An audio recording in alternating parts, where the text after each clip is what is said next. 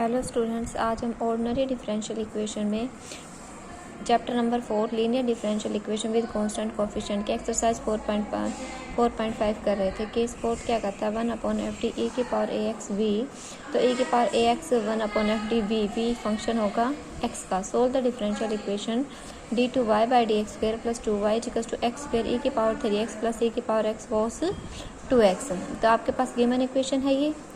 आप symbolic form में लिखोगे तो क्या आ जाएगा D square plus 2y x square e की पावर 2x प्लस e की power x cos 2x। Auxiliary equation क्या होगी D square plus 2 equals to 0, तो d क्या हो जाएगा plus minus iota root 2। CF क्या होगा e की power 0 into x c1 cos root x plus c2 sine root x. PI क्या होगा आपके पास 1/d square plus 2x square e की power 2x plus ex cos 2x।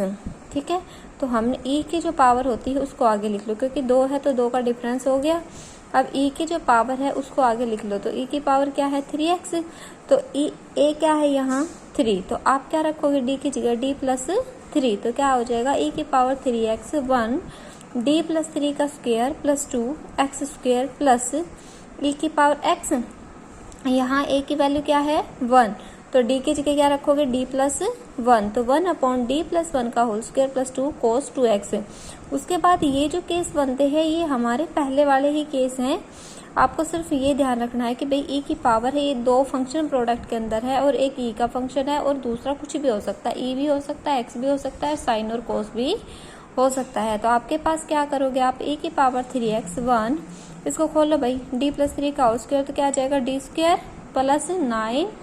Plus 9 plus 6d और 2 ये है तो क्या आ जाएगा d square plus 6d plus 11 x square plus 1 यहाँ देखिए मैंने e की पावर x छोड़ दिया ना, e की पावर x आएगा e की पावर x 1 d प्लस 1 का होल स्क्वायर खोलो d square plus 1 plus 2d और 2 है तो क्या हो जाएगा d square plus 2d plus 3 cos 2x। इसके बाद आपको क्या करना है, बहुत ही सिंपल है ये मेथड आपका।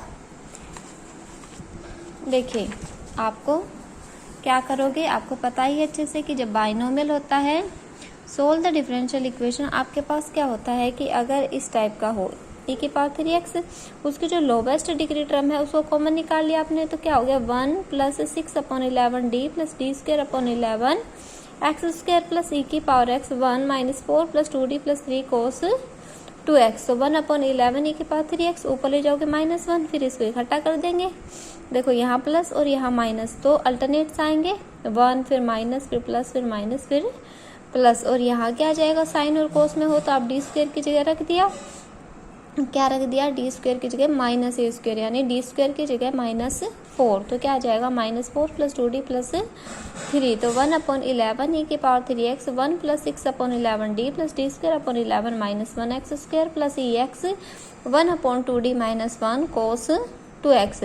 अब इसकी 1/11 e की पावर 3x बाइनोमियल खोलिए तो क्या आएगा 1 minus x plus square dot dot x square. आपको कहाँ तक लिखना है एक्स स्क्वायर का एक बार डेरिवेटिव करोगे 2x, दूसरी बार करोगे 2, तीसरी बार करोगे 0, क्योंकि कांस्टेंट के बाद हमेशा 0 होते जाते हैं, तो आपको वहीं तक लेना है जहाँ तक कि कांस्टेंट नहीं आ जाए। और इसमें पता है कि साइन कोस में सिर्फ डी स्क्वायर की जगह रखते हो, तो हम क्या करते हैं 2d माइनस 1 है तो 2d प्लस 1 से मल्टीप्लाई भी और डिवाइड भी।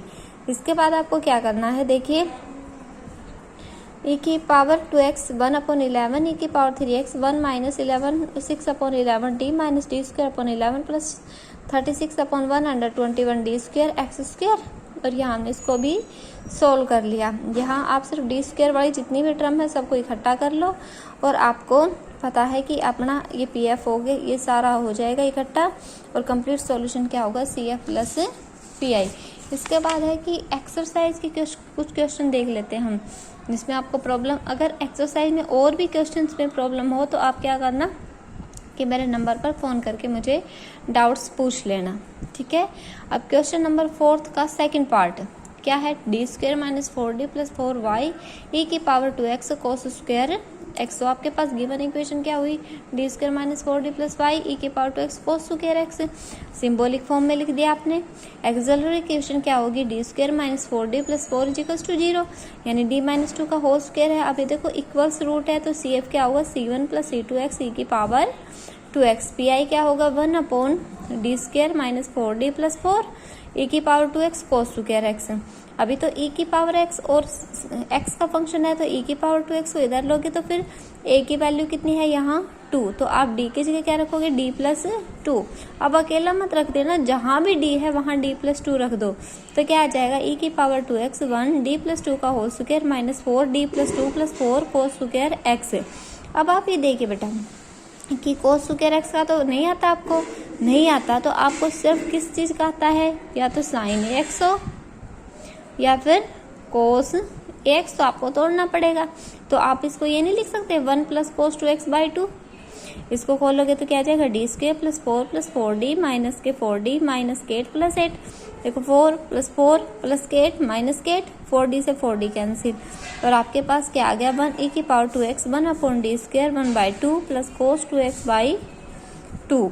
तो आपके पास क्या आ जाएगा, एक बार एक d का मतलब एक बार इंटीग्रेशन, d² का मतलब 2 बार इंटीग्रेशन, तो e की power 2x/2 1/dx plus sign 2x/2। एक बार और इंटीग्रेशन करेंगे तो x²/2 माइनस cos 2x/4। आपका कंप्लीट सॉल्यूशन क्या हो जाएगा CF प्लस PI। इसके बाद हम एक क्वेश्चन और कर लेते हैं एक्सरसाइज का, क्वेश्चन नंबर 6।